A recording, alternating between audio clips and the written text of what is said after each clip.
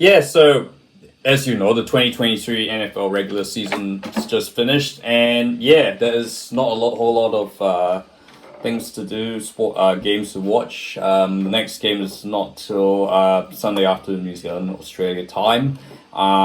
So yeah, it's I guess having said, I guess now's a pretty good time to sort of reflect on the regular season. And yeah, as I mentioned, it was sort of all right. I gave it a B.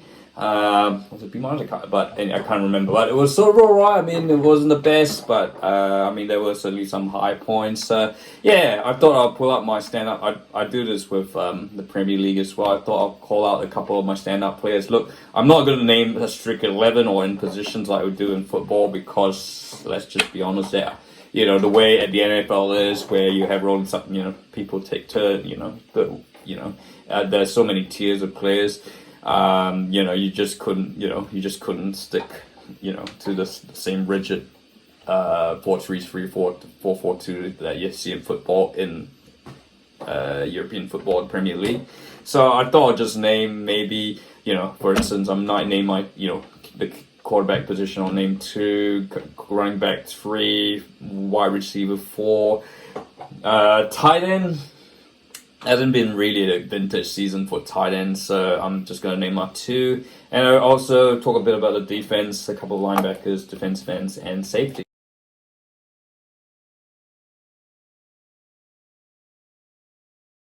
Yeah, so look, my standout QB is Lamar Jackson. Although I know Dak Prescott has had a higher rating than him this season, but I think Lamar Jackson on the field has been the most consistent, cleanest quarterback.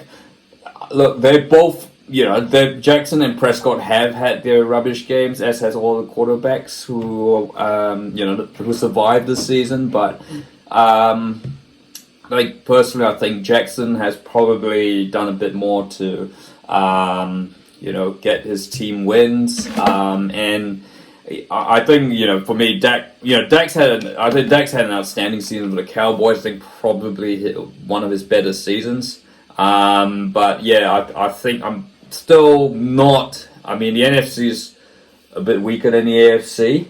The other thing, of course, Lamar's playing in the AFC North, which we know is a lottery, and by and large has pretty much come out on top of most games. So yeah, so for me, Lamar Jackson is my QB of the season, and I think should be favorite for the MVP when it's given out.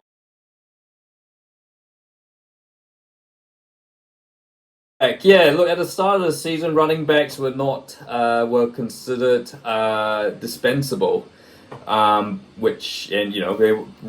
teams were refusing to pay running backs. Yeah, Jonathan Taylor go on strike, but yeah, look, I mean, ultimately, yeah, it's we've seen a running backs match to break records. You've got Christian McCaffrey, who is hopefully this is the year that the Niners wins a Super Bowl for his sake, because he's certainly a player who deserves a Super Bowl ring.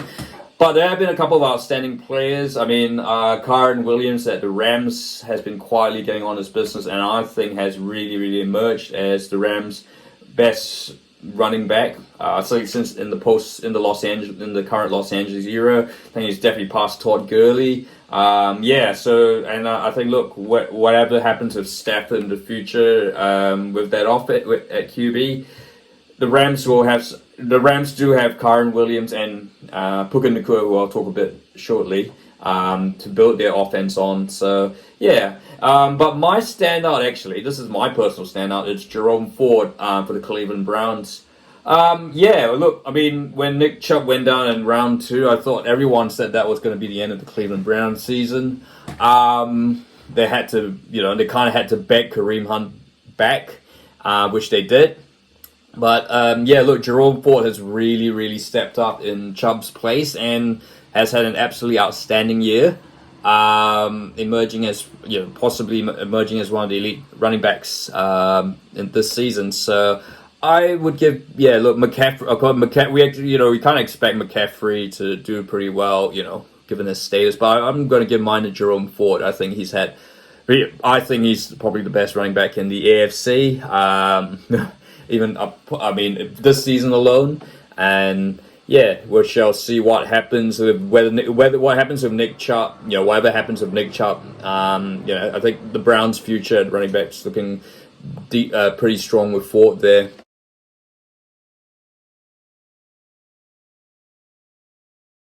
Name four wide receivers. Look, I mentioned Puka Nacua just before. Has had a record-breaking season for a rookie. Probably rookie offensive player of the year. And he broke that record against the 49ers. He's had a truly outstanding year. But look, that many again, again, there's been a couple of very elite wide receivers this season. Yeah, CeeDee Lamb, who broke the record for the Dallas Cowboys. Tyreek Hill, I think, has been outstanding when he's played, and I think the Dolphins definitely missed him when he wasn't on the field or wasn't fit. But I guess the other person, Justin Jefferson, has had another outstanding season for the Vikings. Even even when Cousins went down with Dobbs or Mullen there, or Jefferson still managed to put up the goods and did as well as he could. And I think if Jefferson wasn't there for the Vikings would not really have had a chance. So, yeah, my pick, I guess Nakua for me, probably my standout wide receiver this season.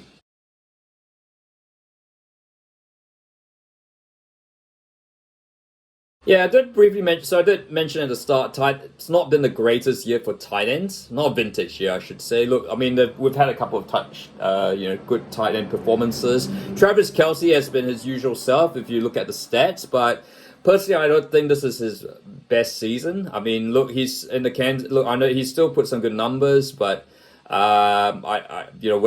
can comment whether Taylor's, all the distractions with media and and his favorite girlfriend and all that kind of had an effect on his play. But I think it might have slightly. But you've also got to remember Travis is now in the autumn of his career. He's going to go down as one of the best tight ends ever to play the game, if not the best. I personally would put Rob Gronkowski there.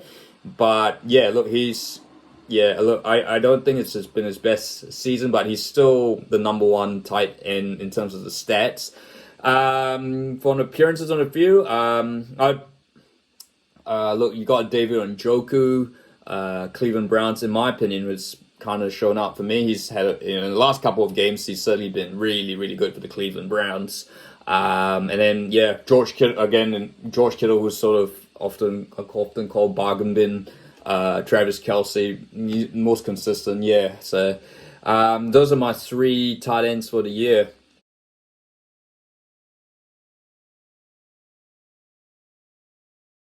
Yeah, look, got to quickly run through defensive players. Got to look at linebackers.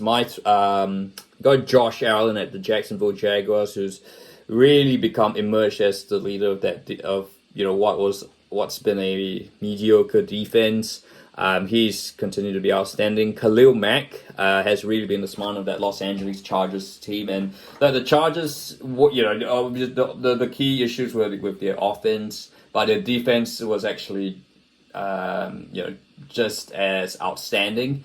And I guess Khalil Mack has continued to put on those performances that and kept this team somehow in games. And it is just such a shame that the offense with all that, with Herbert and, even, Keenan Allen and all that hasn't quite worked out. But it's got to be TJ Watt as linebacker of the season. And I would not be surprised if he wins Defensive Player of the Year, although he's not necessarily my pick to win that award. So, yeah, and the Steelers are going to really miss him against the Bills. Defensive ends, look, I guess Trey Hendrickson's always been his best with the Bengals. The Bengals, as always, I guess you're in the AFC North, it's always going to be good, but Hendrickson's particularly been outstanding for the Bengals and kept, really, they end up with a 9-8 season, even though they lost Joe Burrow, and it's been the defense that's been the hallmark that's managed to keep them just in contention against the odds. Deron Bland with that record-breaking 6 interception pick sixes.